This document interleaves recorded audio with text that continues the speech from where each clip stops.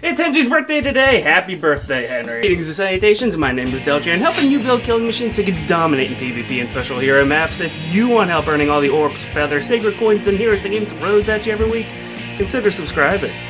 Let's get his digits, and let me point out his strength. If you want to guess how many people are below Henry in strength over the entire board, it would be 2, and one of those is a healer. Bonus points if you can guess who that second person is that has lower attack than Henry. Otherwise, he has some okay stats here and there, wonderful hit points for a mage, and a really great defense too. Let's check out what he swings with. Rather Raven, giving him that attack bonus against colorless, and then of course he has Ignis. Everybody knows he has Ignis because that's where everybody gets it from. But that gives him 80% extra damage onto his hits that's based upon his wonderful defense score of 32. And Green Tomebreaker, that's who provides this pretty much all the time, I think. And he also has Defiant Defense 3, but you know, by the time you lose that many hit points, even with these kind of scores, that 7's not going to save you.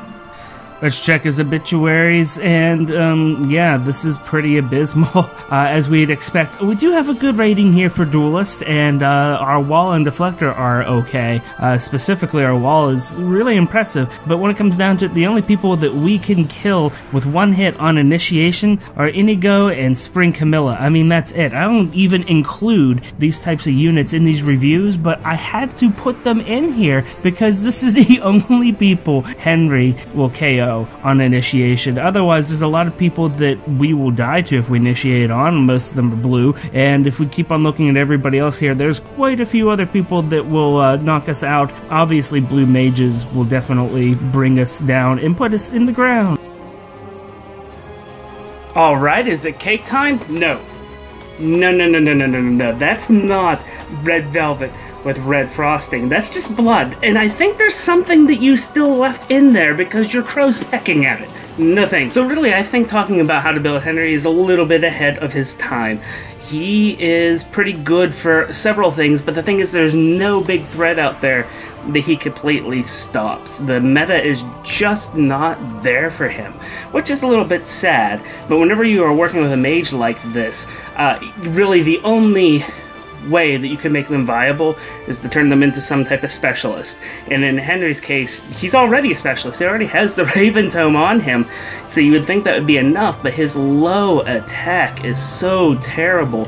You have to do a little bit more in order to make him viable somewhere. And really, to make him viable, I've only thought of one build over here, but he has a lot of bulk. He has a pretty decent resistance and a wonderful defense. And he has good hit points for a mage, which is incredible, but it all comes at a huge cost to his attack and speed, which is terrible. Now, honestly, if you have a really low attack like Henry's, high speed's not going to really save you too much. The problem with that is that it just means he gets doubled a lot. So unfortunately, you have to take a look at things that take into account low speed and low attack. And if you do things like life and death or something like that, you're ruining the good parts of him. You're really just shifting it over, and 5 is not enough of a fix for this, unfortunately. If you are trying to use him without any kind of SI, he hurts greens very well. He hurts grays very well. You just need to keep at it. And remember, he's not going to one-shot practically anything unless you give him a lot of buffs. Having said that, honestly, buffs on him are really good. It doesn't take much attack to put him into a range where he's really threatening, and speed, I would just jettison. Don't worry about speed. If anything, if you have somebody sitting around that's still giving like fortified defense, that's great for him. Go ahead and give that to Henry. That's going to help him thrive quite a bit. Not only is it going to be a small boost to Ignis, which he's great fodder for, but it's also going to let him take just that much more punishment, because he is somebody who's going to be seeing combat repeatedly. He's going to see several rounds. Just giving him like a HP seal is not enough for him.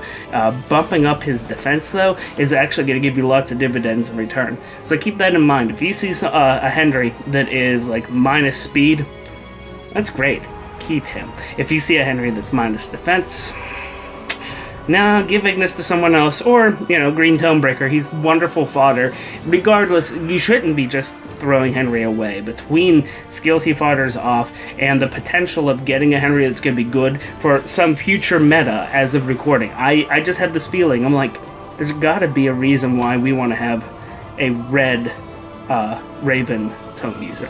And there just is not a huge compelling one. Not saying there isn't a reason, but you know what? I'd much rather have a blue or green so I can tank Reinhardt and Bolin, as opposed to having a red right now. So let's go ahead and just keep an eye out for the future, and if I were you, I would keep a good Henry around just so you can leverage that as soon as that feature happens so you're not left behind. If you're looking for a few cheap upgrade options, Reposition is really good on Henry. You could go drag back, and I do recommend that you consider that, but Reposition is nice on Henry just because if he's going to be in trouble, sometimes running away is not going to be good enough. You need to have him fling somebody in front of him, and then that person needs to be able to continue running, so I think Reposition works well for him. Quick Riposte 2 is a really nice substitution for his B-slot skill, because when it comes down to it, he doesn't need that much help trying to kill green mages unless they're really powered up somehow, so you might as well get rid of that, put in Quick Riposte 2, and then he's going to be able to double quite a lot of things. And then we have Bonfire. I recommend this over top of Ignis for him, unless you're going switching out a bunch of other stuff, because when it comes down to it, he's not doubling anybody. Ignis is going to take forever to charge, and that's the only way you're actually getting to kill anyone. If you're waiting for that to charge up, since you can't kill that many people on initiation, it's just not worth it. You're never going to use it, and that other 30% is really wonderful for him, but you might not get to use it. So if you're having problems, consider Bonfire. We have one build for the birthday boy, and that's Rather Raven with Drawback, Ignis, Close Counter. Yes, Close Counter works really well in Quick Riposte 3. I think you see where this is going. The C slot, you can put whatever you want in there, but Drive Attack 2 makes him a really great team player, and it helps out all the melee units that are going to be inevitably clumping around him as they're trying to jump over top of him while he's blocking other people.